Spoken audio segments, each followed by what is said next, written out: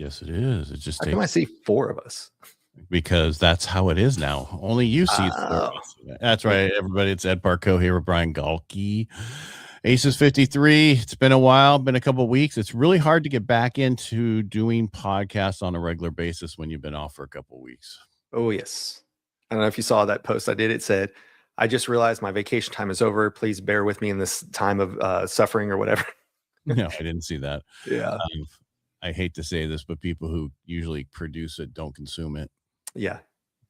Wow. Snob. Don't have time. Don't have time. Yeah. You have all these other people cutting your stuff up because you're doing so much stuff that, and I'm starting to see more from it, even our dailies, because we do our dailies Monday through Friday. Right. And I'm seeing more and more people watch our stuff because of it. Yeah, and it's been on multiple platforms now that my VA's been putting the stuff out for my daily. Yeah. Yeah, they do it for the other one, but the daily never had any love, just like this one didn't. Sure. But it's all changing now. 3 years. 3 years without love. The relationship is dying. Well, it needs relationship CPR. Is that what it needs? Yeah. I'm gonna drink out of my Jaeger cup. All right, so you got a little red Solo cup. People are gonna think you're drinking already. Huge Solo cup. And it's not it's like the real hard one. It's like a real cup, ceramic or whatever. No, well, it's plastic, but it's not like the ones we used to do the beer pong in. Yeah. All right. So we talked about, well, you and I caught up over the holidays, but now that we're back in action, 2026. Oh, I forgot to go. I did put it in there, but I forgot to go live. Yeah, I'm live already. Go live. Okay, now I'm live. One of the things we're doing right now, and that's why we're doing this quickly, is we're actually AI Bot Summit virtually there. I was going to fly there, but I'm actually kind of happy I didn't. And this is not a knock on them. It's just we went to Growth Hacking Live, and I'd say probably 75% of what they're talking about we saw already. Correct. And go ahead. I was going to say, I agreed. What they're covering is same stories, but what's changed in the 4 months since the event is kind of what they're highlighting, right? What are the new tools? But a lot of the same information to bring people up to speed, and then they're catching people up on what's the latest that you can now use. Right. But I thought it would be, here's some AI bots, how to make AI bots. Yeah. And maybe that's tomorrow, or maybe that's this afternoon, or that's happening in 12 minutes from now. I'll tell you, I had a kiddo yesterday, so I had it on like in the background while we were playing Roblox and doing other things. But I enjoyed Emma's section where she recorded it ahead of time, showed exactly how to use it. I like those things where it's not theory, like, hey, let's do it together. But it's like, okay, here's how I'm already using it. Learn, watch what it can do. And I enjoy both sides of that versus a lot of people will get up and talk information. I'm talking about other events, not this one, where you go and they're like, oh, yes, you can do this. Oh, yes, you can do this. Only once you're in my group, type thing. Versus this group is so much different because it's like, this is how I started. This is how I do it. Look what the output is. And the fact that they have sessions like working sessions while you're at the conference to build stuff together makes all the difference in the world. That's like the AI voice guy this morning. I've seen him on with Nuno. Yeah. He was on with Nuno. He did a whole thing about it with Nuno, and he went through the whole thing. So I've seen his presentation. But it is, and he gave everything. He gave so much afterwards if you downloaded his stuff. Oh, really? Okay. Yeah. I didn't watch that one this morning. Yeah, so there's a QR code that you took a picture. You can then get all they give you slides up front, which is what I like, so I can follow on another screen because I got my phone going because if I was trying to go live earlier this morning and I was like, my camera's not working. Oh, that's because the Zoom over here is taking it, thinking it's taking it. Yeah. Yeah. What I've done is I put my Zoom on my iPad and I project it to the 72-inch or 85-inch TV. Ooh. So that way I've just kind of got it on the background. Who's bragging now. Well, single dude, what do you have? You have your toys. Mine's my TV. No, it's pretty sad that your biggest thing is your TV. Well, it's something I use every day. That's sad too. But yeah. All right. So we're both watching the AI Bot Summit. Right. I go to Nashville this week. So I fly out on Friday. I've got an event on Saturday out there. I'm speaking at an event next Tuesday. So you'll be solo on that day. But yeah, the year's off to a good start. It can always get better. But that's, it's kind of going back to what we talked about before. And that is the industries are all changing so much. Like right now, speaking events are going down. So I have to figure out what are other ways to bring in money, because even if you get to an event, they're not paying what they once were. And so what's happening is people who used to get a lot of money are saying, okay, well, I'll do it for less, which then is making them kind of more appealing. So it's a very interesting time to start growing a business in an industry that's also shrinking at the same time. And it's shrinking in terms of there used to be big budgets for big events. And what companies are finding is they want quarterly events, smaller events, where it's 10 to 40 people instead of 400 people or whatever it is. Now, with that being said, the event I'm speaking at in February, it's 1,000 realtors that are all going to New York City for that one event. Right. So it has to do with a bunch of people not working. Yeah, that's true. Well, you know that industry well. Yes, I do. And most of them we need to lose another like 100,000 in my industry to get to where we need to be. And they haven't left yet. Yeah. I was talking with Jim Moore. So, he's the one who's helping host the dinner in Nashville on Saturday. And that's what he was talking about is when he got started in it in like 2020 or 2021, there weren't as many as there are now. And that's what he's talking about. It's just, you're fighting with so many people who don't do anything. But he talked about, I guess, the amount of buyer sales versus listings and things and how it's all changed over time just due to the amount of pure volume of people in the industry. Well, there's just the joke used to be in California. How from California you have a California driver's license and a real estate license. Yeah, it's interesting. Yeah.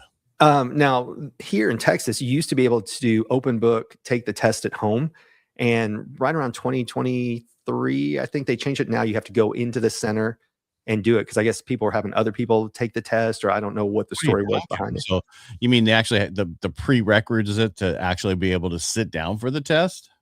Well, I mean, they used to be able to do it like Zoom online test at home, and they changed it. And you now have to go into a place and actually do it. Good.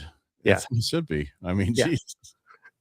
And like I said, I don't know. There was a time I thought about getting into it. It's when I was back in corporate America, but I ended up writing like my MLS listings for my house. I argued with the one of the ones who was going to list our house.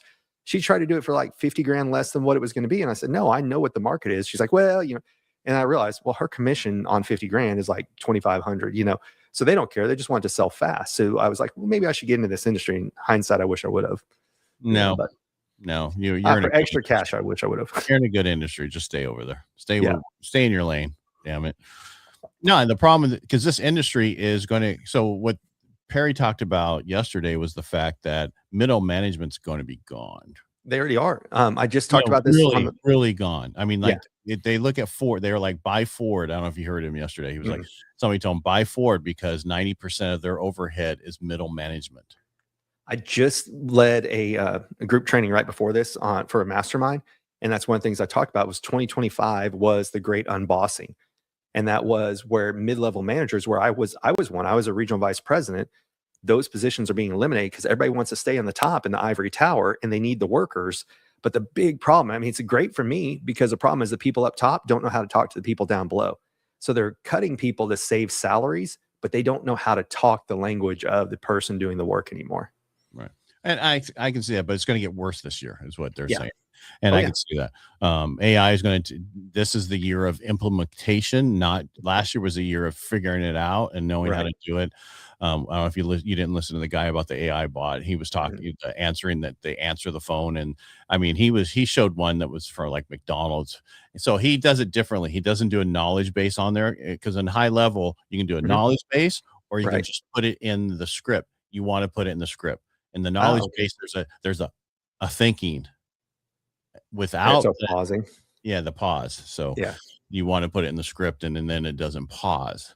I was like, oh, that's so much smarter. I'm glad I heard that part because that's all I needed out of the whole thing. I just got done filling up over the holiday. I got done filling in my knowledge base. That's good to know. Okay. Well, just take that knowledge base and put into the actual script. Got it. Not a separate knowledge base, just in the script. So it can and it will read it and know it right away. And he made it sound like a giggling idiot. You know what I mean? Just like a normal person. Yeah. Like, because mine's too professional, but but I listened to somebody else. I think it was him too. He was saying that somebody was like, no, I was a chiropractor. I don't want to have AI to answer my phone because I have live people to answer it. And then they checked the call log and they were losing 45% of their calls. Really? I just had the opposite. I think we're going to see, and this is just my prediction. I already said that a year ago that we're going to get rid of the AI on a lot of stuff. But I think answering the phones, because how long did we go? Press 1 for operator, press 2 for I sales. just did that. That's what I was going to say. I just called American before my call earlier, and it took me like 3.5 minutes to get to the person I needed to. And I'm like, this is stupid. Like, get me to somebody who can transfer me to somebody faster. And I think we're going to see that where It's not going to be a person. It's going to be an actual AI person to get you faster to faster who's going to do that part. Instead of an IVR that's very slow. And they were talking about if you go into HBSC banks, there's no tellers. There's only tons of ATMs. And Didn't know that. And then you do, if you have a certain card, they come out and grab you and take you into the back. Interesting. Where did I go? I went to rent a car a couple months ago, and they got rid of people on there. You walked up to a kiosk, picked up a phone, and talked to somebody remote. And I can see that being replaced by AI also. But you know, it's such a weird experience. Like to go here, you're gonna give me a $30,000 car, and I'm talking to an ATM. You know, well, it's going to be, in order to talk to somebody, it's going to cost more. Yes. That's what the difference is. And I see it in my industry and real estate industry. Even though you can do some things with AI, people are going, you know, it's a high cost. You want to make sure no one's stealing your house, stealing this, do that. You're going to want to come in and talk to that person. Then, you know, post the other day that you agreed to, I said that a year ago, saying that I see with what we went through with the pandemic and the AI is helping now, but because it can be so much skewed and you don't know if it's truly that person, that you're going to want to go in there. Yes. Somebody posted today. Jonathan Mast, I guess, is that the AI bot thing. And he reposted a quote from Perry that said something like, if you're afraid of the camera for the next 1.5 to 2 years, it's going to cost you 10 years worth of revenue. Just because everybody's putting AI out there instead of get yourself known first, and then you can do AI second. But people who just want to go and go, oh, I don't like being on camera, I'm going to go use Hey Jen. Those people, they said, are going to fail because people have to know you first, and then they'll deal with a different version of you. Yeah, I don't believe in the AI stuff of you. I think it should always be you. I mean, it doesn't take that much. You can do an hour show and have it cut up in so many different ways and so many different things that could give you 30 hours of content.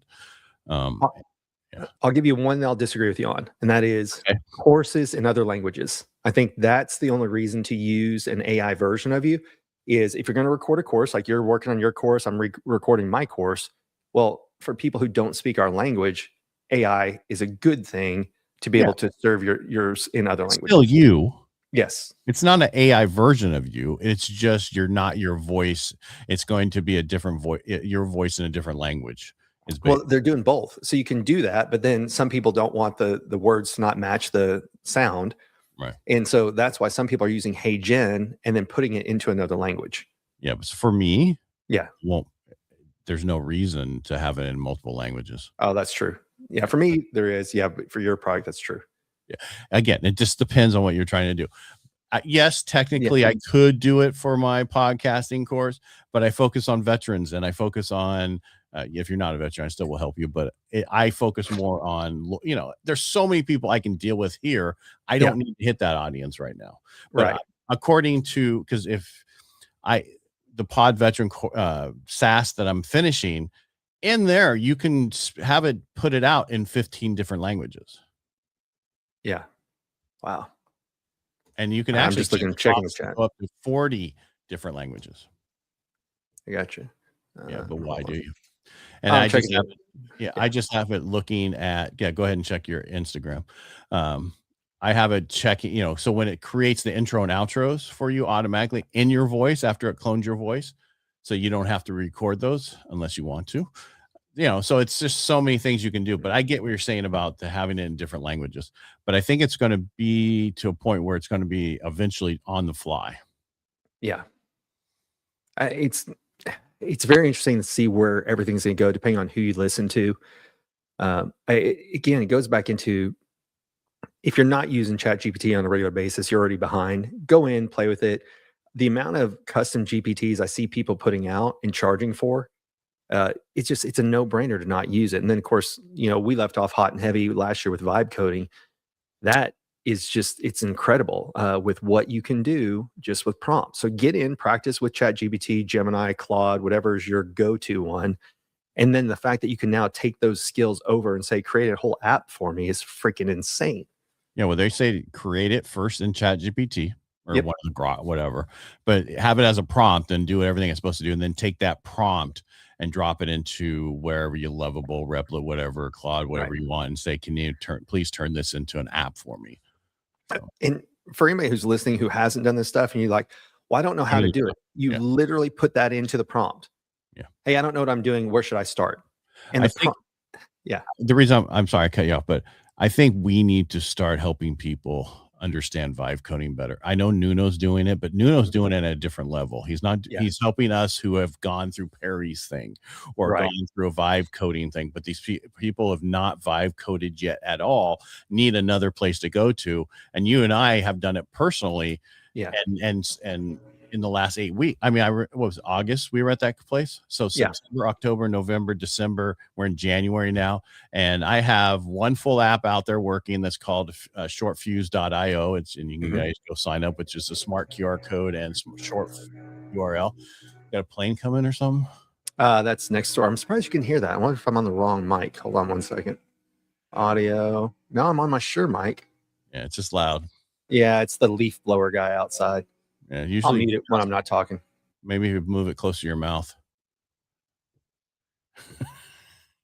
Where was I at? I don't even remember where I was talking now. You sidetracked. Starting like an entry level vibe coding course And for if people think we should do that, let us know. But I think it's important to just even on here, if we could just do it for the next few weeks, because Nuno and them is doing a live with 4 of them, and they go through different things and explain it. But I think it's too advanced for what they're doing for most people. That's, and there's so many different areas that, and goes back to again using ChatGPT and other things. Most people are starting, well, they don't want dabblers. So when they start teaching, like Nuno, for example, now he's got that, scan the QR code and he'll teach you the basics of it. But when you get into the course, that's always the hard part about creating courses or anything. And I think Molly Mahoney addressed this yesterday, is when she's on stage, she has to talk the basics because there's people in the room that it's brand new to them. And so it's a lose-lose to a degree, because people who are more advanced, like, oh, this is such basic crap. But you have to start with the basics before you can teach the advanced. So I on the thing I just got done talking to a mastermind on is we have to learn letters. Letters become words. Words become sentences. Sentences become paragraphs. Paragraphs become pages. But the problem is when you want to do a course, you want into the paragraphs and pages, not the people who are learning the basic stuff. And you and I have talked about, we get on some of these different calls and with different groups, and some people will ask the most mundane question. It's like, okay, that should not be a question. And especially if they've been in a group for a little bit, but it's hard because unless you're paying by tier or you vet somebody on what's their experience, you always have to talk to the lowest user and then do advanced stuff when an advanced user asks the question. You take over for a minute. Yeah, absolutely. All right. So one of the things that Ed and I were also talking about is like, what is the plan for 2026 in terms of attending events again? Well, Ed and I joined the Ignite group, which you can reach out to either one of us, but they're in Orlando right now at what they call AI Bot Summit. So they have events 3 to 4 times a year that's in person, that's included with your membership. I mean, it's unbelievable. I've been in some good masterminds in terms of what you pay for what you get, but you always had to pay extra to go to the live events. And so the cool thing about this one is you can go to the live events, or as Ed and I mentioned, we're both streaming it right now from home. So what do you save? Airfare, hotel. I still had kiddo on spring break, or not spring break, winter break. Spring break will be here before you know it. And so what could I do is even on the go, grocery shopping, doing whatever, I just had Zoom on my phone and I could listen in. But they offer that you can also go. And there's so much power of being in the room with people.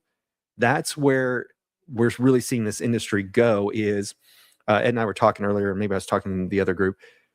People are going away from the mega large events and they're going to 100 and under. Most people are saying they're only going to do a max of 30 to 40 people, because they want people to get in the room to get and build relationships with more than the speakers and the organizers. So that's what they're seeing across the board in 2026 is a lot more smaller events that are bringing people in to network, to get to know each other, to grow together. And there's several people here in Dallas who used to host large events, that they're going smaller events. And it's not so much about the fireworks going off and everything else. Now they're thinking, how can I make the most impact? Well, that is smaller groups. Price may be a little bit higher, but they're getting individual attention.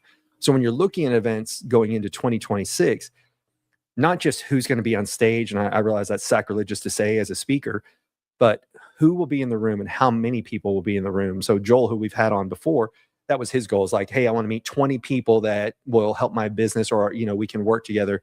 Go into it with intention. But when you do that in smaller rooms, that's going to be easier to do. And that's really where 2026 is going, is smaller groups, more impact, more interaction between the attendees. Man, your shirt is white. I know. I thought I'd try something different today. Normally people are like, what? I showed them to the other group, and they're like, you're not wearing black. I was like, I know. I was trying something different today. This year I'm going to be brighter. Well, it may also have been because my beard was flaking earlier, and I didn't want to keep doing this for 2 hours. So, yeah, I've just noticed that I need to trim up. I haven't trimmed up in a while. Yeah. Yours is so nice and trim. I can't. I try growing it out, and it just starts to bother me. I'm gonna give an attempt again, but I could never do like the Henry or Steve and just grow it out. That would just drive me nuts. But mine's actually much fuller than this on the bottom, but I comb it back. Yeah. Otherwise, it's all bushy out right now, and it doesn't match the rest. Yeah. When I grow it out, I like to go like this and go the opposite and push out like a crazy homeless man, and then look at my daughter and be like, hey, how's it going? I do that when I go for my PTSD appointment. There you go. Well, everybody's got a reason. That's right. You were talking about this year, the smaller groups. I see that. And we always talked about it's really best to be the big fish in a small pond anyway. Right. So you want to, get connected with people. But I still think for people, the vibe coding is the way to go for any and everybody, because somebody has an app in them. Well, and that's so what we were kind of talking about while you're gone for a second is go to smaller events that you can get hands-on, you can meet people. And what we talked about with Ignite earlier is the fact that they have working sessions. That makes the biggest difference. What did Perry say the other day? And I realize we're quoting Perry a lot now, but he said it's quite buying diapers when you don't have a baby. It made perfect sense. Like, so many people are taking courses, but they're never creating anything. And so it's like buying diapers without having a baby, which is a freaking beautiful analogy. But yeah, so things that I'm going to, obviously that I'm speaking at, like I've got 2 real estate event things. I've got one next week in Nashville, got one in New York City the first week of February. But for things I want to attend, I am looking at who's going to be in the room. Obviously location matters, right? Like, especially for you being West Coast, if it's something on the East Coast, is it worth it cost wise and 10 hours of your life to fly 5 hours each way? No, it's not. That's why I was so happy with the AI bot was virtual. And then the fact that they're only updating what we know from, I was like, thank God I didn't pay to fly there. I mean, not that it's just because if I'm going to fly to the East Coast, it's red eye. Yeah. Then I'm tired and they don't have my room ready for me. And so I'm exhausted, but I don't want to lose that day. On the way back, it's no big deal. You make up the 6 hours. It's not a big deal. It's just on the way there. And it's just, for me, Las Vegas, maybe, Dallas, but it's a trip no matter what it is. Yeah. Well, I think that's where a lot of people, and even companies, are doing that. We've talked about this in the past. Living in Dallas, I'm seeing a larger conglomeration of companies coming here because they're not forcing East Coast and West Coast to fly all the way across the nation, costing them tons of money. So they're picking Chicago, Dallas, Nashville, central time zone things. Right. But because Dallas, so let's go to the ones that were really popular before. Vegas, New Orleans, Orlando. What happened is people were going out and just getting absolutely trashed, going out in Vegas till whatever time, or going out in New Orleans. I was at an event where I got up in the morning, went to go work out, and I was literally getting up as people were strolling in at 7 a.m, and they're like, I'm gonna go take a 30-minute hot shower and I'll see you in class. I'm like, and they're walking with 6-packs, still drinking, and they had to be in class 2 hours later. So when was this? Oh gosh, this was a couple of years ago. Yeah, it must have been at their corporate event. Well, it was definitely corporate. It was an association, but yeah, it was because some of these people, that's the only time they get to blow off steam, right? Is they away from their families, kids, whatever. But New Orleans bars don't shut down. Same thing, Chicago. You can stay in bars till 4 or 5 in the morning, which I like. Texas, like 2 o'clock, go home. Stop making bad decisions. Yes. Yeah, but Vegas, I've seen people roll out in Vegas. They either get caught drinking, or they go to a nightclub, or they're on a hot streak gambling, and you can just see it in their eyes. That's why it's so funny. New Orleans and Vegas are the same. You see people, and Nashville, you see people getting off the plane, they're all excited for life, and oh, I can't wait. And then you see them like walking back onto the tarmac, like they smell like regret and shame. So Your favorite? yes. My favorite cologne. Yeah, so I see this year being really good. Yeah. Even though some people think it's the year of it's a year of change, but for me, it's going to be positive change. Yeah. I was the busiest in my December for the first time in 4 years, so the best in 4 years. That's what you're saying. January is also taking off in the same way. Mhm. But the problem is I'm doing so many other things Mhm. that, I'm working 12-hour days, Monday, Tuesday, Wednesday, Thursday, and Friday. I don't, but Yeah. it's just, all right. Prime example, my pod veteran, I had an issue. I couldn't get past for freaking, so I tabled it. And then this last weekend, I was able to get past it. Now I have now I'm finishing out the rest of it, but I have probably 5 different apps under construction at one time. Mhm. Wow. That's crazy. I have 3 different screens plus my work, and it's like, go. All right, let me do this. I bought, I think I used to have, I've got the laptop screen. I got one big monitor, and I almost wish I would have kept it 2 separate ones at times, so I could really move things away from each other. But I was like, no, I want them on the same screen. And I kind of miss my old ones, because at least I could delegate, like, this window's for this window's for that. But then I had a hard time broken up into 3 different windows inside of my large monitor. That's what I'm saying. I do that now. So especially now that I have one tab, thanks to Coach Deb for that. Yeah. Are you using it again? Because before you were using it again. Yeah, I was using it. Now, right now, I still have only one window, but I probably have about 25 tabs open. Those are ones I'm literally, like, I was on with American earlier. I've got LinkedIn I just posted to. Facebook's open. So yeah. But gotcha. See, and for me, I just have a big window of Chrome here, one in the middle, and then one on the side is just my text. Gotcha. So I have, and then, and it just depends. Like when I have this on, it's right in the middle of the screen. So when I'm looking at I'm looking at the camera. Are you following me? Yep. That's like right now I'm looking at the Instagram chat. I try to put it so it's right past my camera, so I'm just looking past here. But let's see. Who cares about that? But all I wanted. So this is the year of change and the year of growth. AI is going to be important, but it's not everything. I still think for smaller businesses that having your phones answered with AI will help you drastically, so you don't miss the calls. Yes. They can then go through and try to touch, picked up. But if you don't pick up, then at least it's been answered by somebody, and then not just answered by nobody and text back and that kind of stuff. Because it's speed to lead so much. Yes. I bought a class, 2 different classes. Can't remember what I bought. It was over the holidays, and AI called my phone as soon as I hit purchase. And the reason they said, like, the fastest way to get somebody to upgrade is call them within 5 minutes of them reaching out. So people are using AI. It was a course.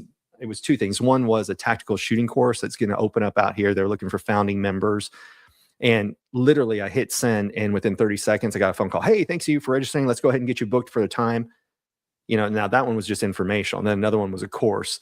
And the same thing, they called, had AI call within seconds, shot a text message and sent an AI call out, robocall type thing within seconds of hitting there. So it'll be interesting to see how that changes for things too. And that's one of the speakers, like a speaker's agent that lives out here, said, the thing that they're hearing back from speakers bureaus is whoever answers the phone fastest is the one who gets the gig. Because right now they're going to somebody's contact us. It takes a while. You don't get the information, They move on. It's like what I just read, that 50% of people looking for real estate go with the first agent they talk to. Mm-hmm. Yeah. And that's the worst person to pick, because that means they're not busy at all. Yeah. You haven't done any vetting. Well, when I was in college, like 30 years ago, horse and buggy years. Yes. It was in black and white. They realized, all the credit card companies realized, the first credit card you get is the one you're the most loyal to. And they can continue just jack up the interest rates, but they know like whatever one they land you with, your first one, you identify and tie yourself to that one. So there's this whole weird psychology of like exactly what you're talking about. The first one we go with is who we usually stick with. Yeah, I got to call it. We've been on for 30 minutes. Yeah, we'll get out of here. We're because we got to get over AI bot just started again. Yeah, I got stuff to do before I pick up kiddo. So, all right. Well, I appreciate. Why don't you take us out, and we'll be back on Thursday somehow, and then we'll figure out next week. Yeah. All right, everybody. Thank you for joining Ed Parcaut and myself here on Aces 53. So on days like today, Tuesday, it's just Ed and I kind of catching up, shooting the shit. And then on Thursdays, we're going to start bringing back some jokers now and then. That is somebody who has a special skill or talent that we want to share with y'all at the same time. So if you know of any, or you happen to be one, reach out to Ed and I, and we'll see what we can do. So thank you all for joining us. Thank you, Ed. All right. Thank you. I appreciate everybody. And if you like what we do here, go to our YouTube channel and subscribe. Thank you. Make it a great day.